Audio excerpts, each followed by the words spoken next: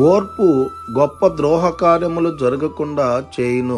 ప్రసంగి 10వ అధ్యాయం 4వ వచనం. ప్రేమైనటువంటి దేవుని జనాంగమా, ఈ ఉదయకాల సమయంలో ఓర్పు గొప్ప ద్రోహ కార్యములు చేయకుండా ఆపేదిగా ఉంది. నీ జీవితంలో ఓర్పు కలిగి నువ్వు జీవిస్తూ ఉన్నావా? చిన్న చిన్న విషయాలకే సంఘం మధ్యలో కావచ్చు, సమాజం మధ్యలో కావచ్చు, భార్యాభర్తల మధ్యలో కావచ్చు, తల్లిదండ్రుల బిడ్డల మధ్యలో కావచ్చు, ఓర్పు లేకుండా నువ్వు ఉన్నట్లయితే ఈ ఓర్పు లేనటువంటి జీవితము అనేక చెడ్డ కార్యాలు నీ చేత చేయించేదిగా ఉంటుంది. అప్పటికి అవి నీకు మంచివి అనిపించినప్పటికీ తర్వాత ఆలోచన చేసినప్పుడు అవి నీకు చెడ్డగా కనిపిస్తూ ఉంటాయి.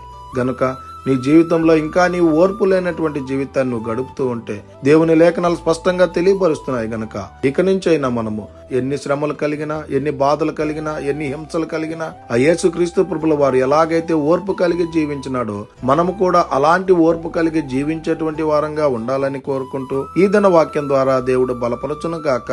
ఆమేన్. ప్రార్థన. మమ్మల్ని మిక్కిలిగా ప్రేమిస్తున్న ప్రియ పరలోకమందున్న మా తండ్రి, మీకే కోట్లాది వందనాలు స్తుతి స్తోత్రాలు ప్రభా.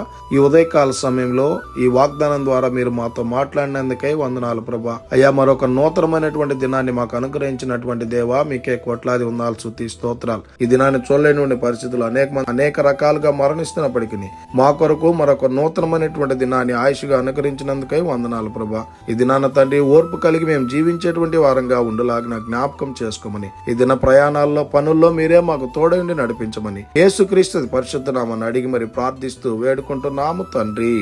ఆమేన్. God bless you.